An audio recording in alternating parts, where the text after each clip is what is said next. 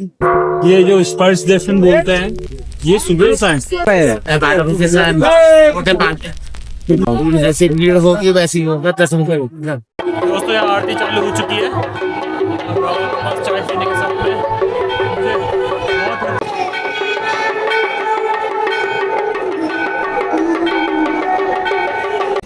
कितना लेते हो?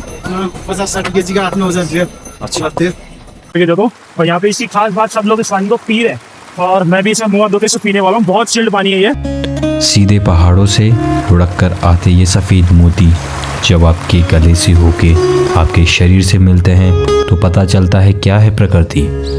शायद इसी वजह से भगवान महादेव इस प्रकृति की गोद में आके यहाँ इतना दूर बैठे हैं। या शायद हम कह सकते हैं प्रकृति भगवान महादेव के चरणों में आश्रय लिए हुए हैं, जिसका जीता जागता सबूत हमारे सामने ये भीमशिला है, जो कि 2013 में आई बाढ़ में खुद से आके मंदिर की रक्षा करती है।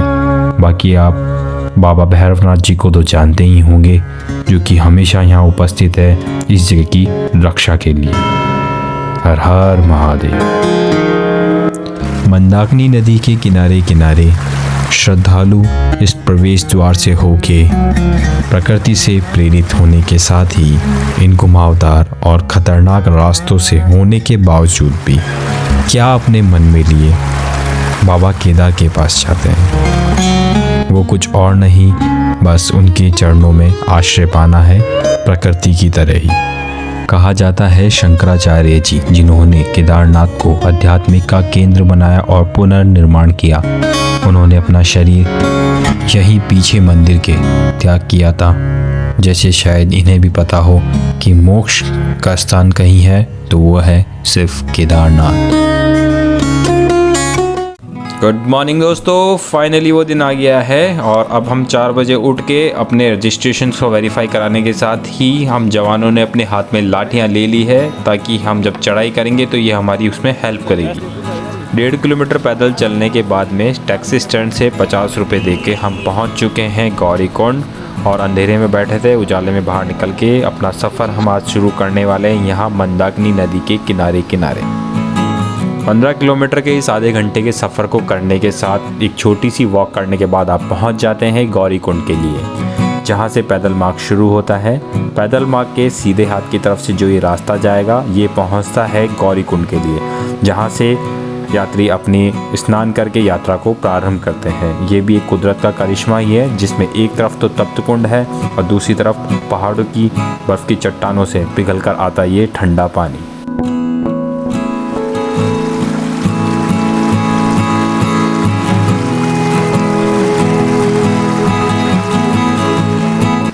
यहाँ से थोड़ा आगे आते ही आपको घोड़ा खच्चर स्टैंड मिलेगा, जो कि आपको 3 से 4 हज़ार रुपये तक का पड़ेगा। आप अपने अकॉर्डिंग उसे ले सकते हैं। आगे चलने पे इस दरवाजे का मतलब है कि हमारी पैदल यात्रा शुरू हो चुकी है। और आज हम यहाँ पहुँचे हैं मानसून जाने के बाद में, लेकिन उसके बाद में भी हमें यहाँ पे बहुत सारे वाटरफॉल देखने को मिल रहे हैं, तो बेहतर होगा आप मानसून जाने के बाद ही यहाँ पे आएँ। तो दोस्तों, इन पहाड़ों में आने के लिए आपको अपनी फिजिकल हेल्थ के साथ में मेंटल हेल्थ दोनों का ध्यान रखना पड़ेगा। अरे वाह भाई, थक गया मेरा भाई। कोई ना, हम नहीं थकेंगे, हमें चलना है। इन रास्तों पे आपको सावधान होकर चलना पड़ेगा, क्योंकि आपको एक तरफ इस तरह से बहुत गहरी खाई भी मिल सकती है, और अभी बारिश नहीं है, इस वजह से हम इजीली चल पा रहे हैं। बारिश के टाइम पे यहाँ चलना बहुत मुश्किल हो जाता है।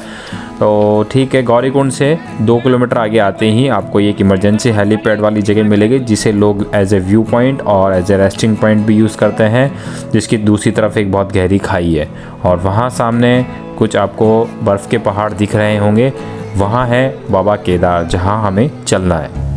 सी लेवल से 16,500 फीट ऊंचाई पर स्थित है हमारे 12 ज्योतिर्लिंगों में से एक प्रमुख ज्योतिर्लिंग बाबा केदारनाथ का मंदिर, जहां बताया जाता है कि भगवान महादेव ने स्वयं पांडवों को दर्शन देके यहां से स्वर्ग जाने का मार्ग प्रदर्शित किया था। यहाँ से चढ़ाई धीरे धीरे सीधी होती जा रही है, और इसी तरीके से मंदाकिनी नदी के करीब करीब हम 7 किलोमीटर तक चलते जाएंगे और रामबाड़ा से इस नदी को उस दूसरी तरफ क्रॉस करेंगे।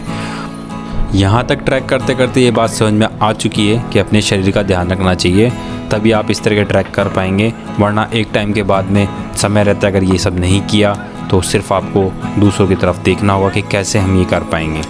और जैसे अभी हम चल रहे हैं तो पैदल चलने के साथ में खच्चर वाले भी हमारे साथ में ही चल रहे हैं और ये काफ़ी डिस्टर्ब कर रहे हैं, जिसमें बुजुर्ग भी है, बच्चे भी है, सब है। तो हमें इनसे काफ़ी बच के चलना पड़ता है। जब ये अचानक से निकलते हैं तो साइड में रुकना ही अपने लिए सेफ रहेगा।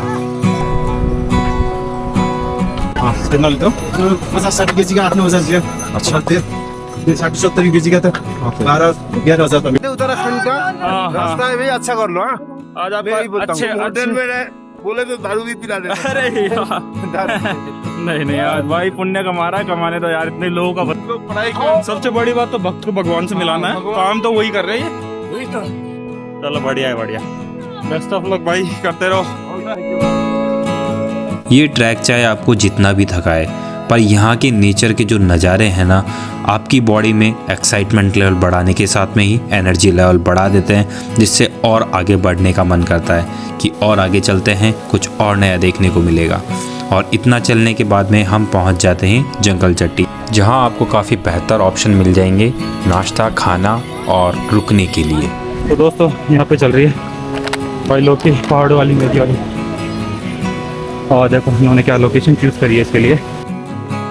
वैसे तो मौसम बहुत ठंडा है यहाँ पे, लेकिन 9 to 5 के शेड्यूल में फंसे हुए लोग जब यहाँ चलते हैं तो उनकी बॉडी से बहुत हीट निकलती है और गर्मी लगती है। और ओवर प्रोटेक्शन के चलते जो मैंने एक्स्ट्रा लेयर्स पहन लिए थे, मुझे लगी है गर्मी। और इतना प्यारा वाटरफॉल देख के मेरा मन करा है थोड़ा फ्रेश होने का, और मैं यहाँ जा रहा हूँ अपने हाथ मुँह धोने के लिए। नहाने का रिस्क मैं नहीं लूँगा क्योंकि ये पानी बर्फ़ का है, सीधे बर्फ़ से पिघल के आ रहा है। अलग स्टेट, अलग लैंग्वेज, फिर भी वाइब मैच होने की वजह से दोस्त बन जाने के चलते लोगों ने मेरा सामान का ध्यान रखा। तो अब मैं इन लोगों को बेस्ट ऑफ लक कहता हूँ और आगे अपने सफ़र को शुरू करता हूँ। जंगल चट्टी से आगे आने के बाद वहाँ कहीं दूर पहाड़ों के पीछे सूरज की किरणें आने लगी है और अब नज़ारे और खुल के दिखने लगे हैं। जो ग्रीन पीक्स थी अब वो गोल्डन पीक्स में बदल चुकी है और हमारे बाबा केदार वहाँ पर अभी भी बर्फ़ के बीच कहीं बैठे हैं।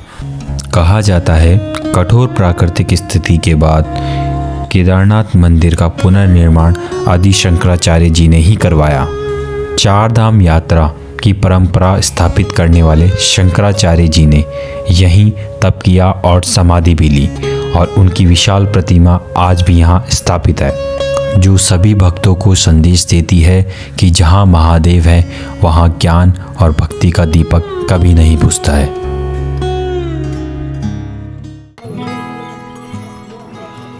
तो मैं अभी रुका हुआ हूँ एक छोटे से स्टॉल पे, मुझे भूख लगने की वजह से मैं अभी यहाँ रुक के कुछ खा रहा हूँ। और ये भाई है, इनका कहना है कि ये यहाँ पे रुकते हैं 6 महीने के लिए, और 6 महीने ये वैसे इनका घर हरिद्वार है, पर 6 महीने यही जो आपको दिख रहा है ना मेरे पीछे, ये इसी के अंदर यहीं पर अपने 6 महीने निकालता है। डेली का इनका यहीं सोना वगैरह सब यहीं रहता है, तो इम्प्रेसिव।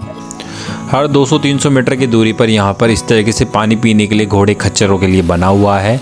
और यहाँ थोड़ा आगे आते एक और वाटरफॉल हमें दिखा है, और ये वाटरफॉल सीधे पहाड़ों से बर्फ़ पिघल करके बना हुआ है, बारिश का वाटरफॉल नहीं है ये। और थोड़ा आगे आते ही अभी हमारे पास एक बोर्ड दिखा है जिस पे लिखा है 10.5 किलोमीटर केदारनाथ। तो मतलब अभी हमारा ट्रैक बचा है लगभग 12 किलोमीटर का। लोग बताते हैं ये 16 किलोमीटर का है। 12 का ट्रैक्स को देखा जाए तो ये अप्रॉक्स 22 किलोमीटर कुछ का पड़ता है। तो अगर यहाँ आओ तो मेंटली प्रिपेयर हो के आना कि आपको 16 किलोमीटर नहीं 22 किलोमीटर चलना नहीं, चढ़ना है। क्या हुआ, हिल गए पाँव? तो एक बार इनको देखो, जब हमारे इतने में हिल गए, ये लोग किस तरीके से डेली ऊपर नीचे जाते हैं। ये इसका प्राइस भी यहाँ पे लगभग 7 से 8 हज़ार रुपये रहता है। चढ़ने के लिए आप ये भी ले सकते हैं, पर कोशिश करना अपने पैरों से आओ, लोगों के कंधों पे नहीं। फिलहाल आप एक नई चीज़ देखो, यहाँ मुझे अपने जूते बचा के चलने पड़ेंगे, गीले हो गए तो बहुत दिक्कत होगी। और ये देखिए आप वाटरफॉल,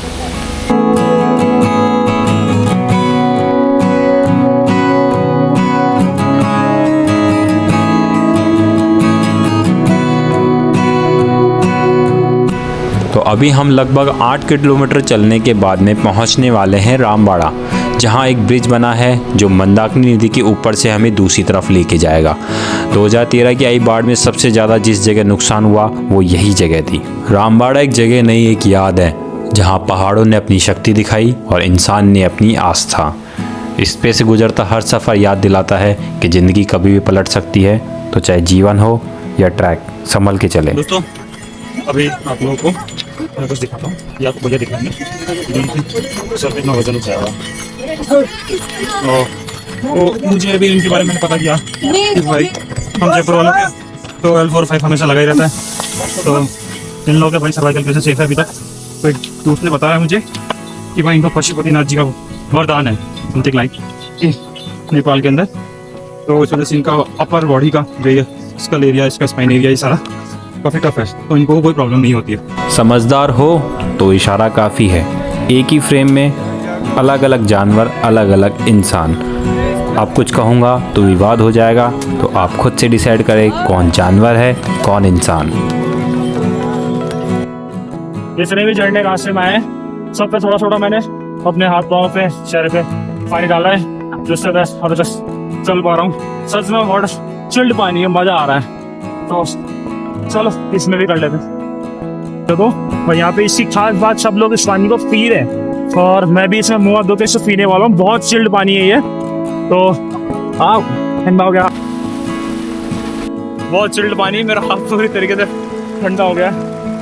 अभी इसमें मुँह धो लेते हैं और फ्रेश फील करते हैं और आगे कंटिन्यू करते हैं। इस आधुनिक युग के अंदर अगर आपको भगवान के अस्तित्व की एक छोटी सी झलक देखनी हो तो कहीं मत जाइए, केदारनाथ आइए।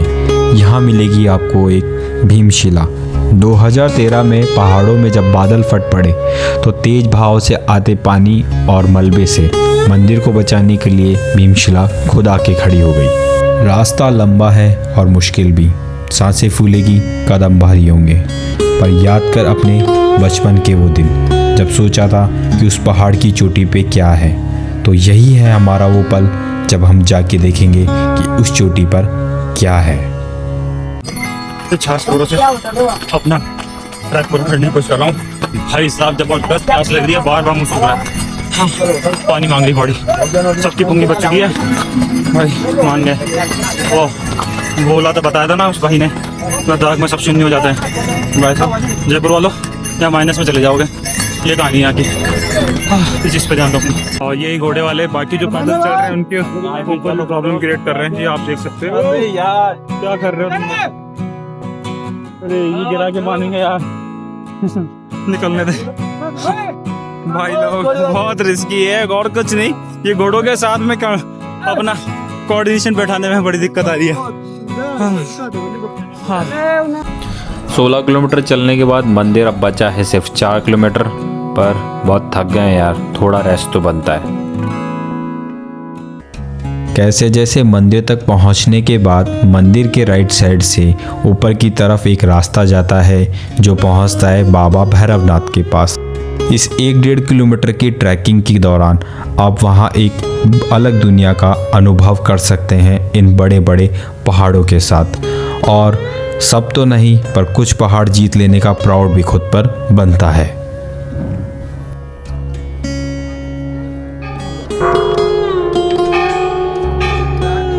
इस चोटी पे पहुंचने के बाद आपको एहसास होगा कि अब आप एक आम इंसान नहीं रहे हैं, लाइफ टाइम अचीवमेंट एक हासिल कर ली है।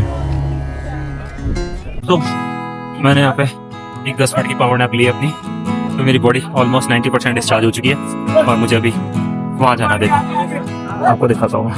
है अभी 2.5 किलोमीटर। तो बचपन में टॉफ़ी खा के काम चलाया था, आज ही टॉफ़ी साथ दे रही है आज भी। और दोस्तों शायद अब लग रहा है कि फाइनली मैं पहुँचने वाला हूँ, क्योंकि जितने भी खच्चर थे इन सबको यहाँ उतार दिया है। यहाँ से पैदल आगे बढ़ना है, तो अब यहाँ से ज़्यादा दूर नहीं है मंदिर, हमें जल्दी देखने को मिलेगा। हाँ, मंदिर तक पहुंचने के लिए एक ऑप्शन और है, जो कि 8,000 रुपये तक में आप बुकिंग करके मंदिर तक पहुंच सकते हैं। अगर आपसे चला जाए तो ठीक है, पर खच्चर को अवॉइड करके कोशिश करना आप हेलीकॉप्टर से आएँ। इसकी बुकिंग आप इसकी ऑनलाइन साइट से कर सकते हैं, जिसमें आना जाना दोनों कवर होता है। और अभी हालत ये है कि पिछले आधे घंटे से मैं नहीं चल रहा हूँ, टांगों को फील नहीं कर पा रहा हूँ। मतलब 10 चल रही है, अपने आप से चल रही है, ये अपने आप कहीं भी गिर रही है, कहीं भी चल रही है। तो अभी टांगों का यह हाल है।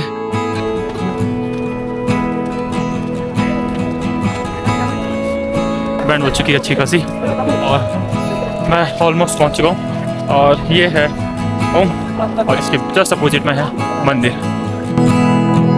रास्ता कठिन था, हर कदम ने थका दिया, पैरों में बल नहीं रहा, पर जैसे ही मंदिर की झलक मिली सारी थकान गायब हो गई।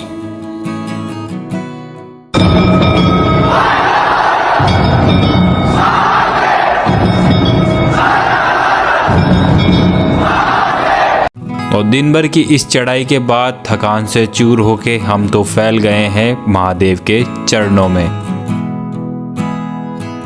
तो दोस्तों इसे कहते हैं लक।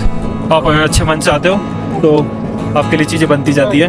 मुझे बहुत देर ठंड लग रही थी और यहाँ बाबा ने मेरे पास में थोड़ी देर बाद आग जला दी और जिससे मैं थोड़ा वार्म हुआ हूँ और मुझे सांस लेने में दिक्कत नहीं हो रही।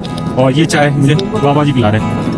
कम ही लोग लकी होते होंगे इतना कि एक यहाँ केदारनाथ धाम में बैठे बाबा हमें चाय पिला रहे हैं।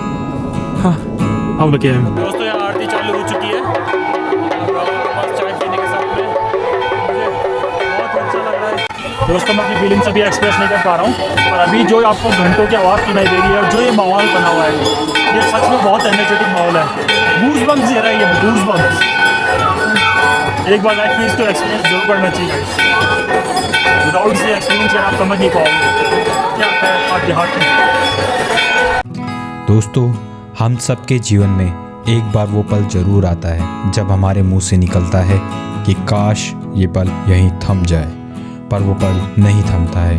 लेकिन केदारनाथ ये वही जगह है जहां आप भगवान शिव के चरणों में बैठोगे तो आपका वो पल थम जाएगा। तो अगर आपको भी एक बार इसे महसूस करना है तो यहाँ बाबा के चरणों में बैठ के अपने उस रुके हुए पल को महसूस कर सकते हैं। तो ये था बिना एक्सपीरियंस के मेरी मोटो ब्लॉगिंग जर्नी का पहला सफ़र, जो कि आखिरी तो बिल्कुल नहीं होने वाला है। तो वीडियो में जो भी कमी रही हो कमेंट बॉक्स में प्लीज़ ज़रूर बताएं जिससे मैं उन्हें आगे ठीक कर सकूं। और मेरी मोटो ब्लॉगिंग जर्नी में साथ में जुड़ने के लिए प्लीज़ सब्सक्राइब द चैनल और वीडियो अच्छा लगा हो तो लाइक द वीडियो। एंड अभी के लिए हर हर महादेव।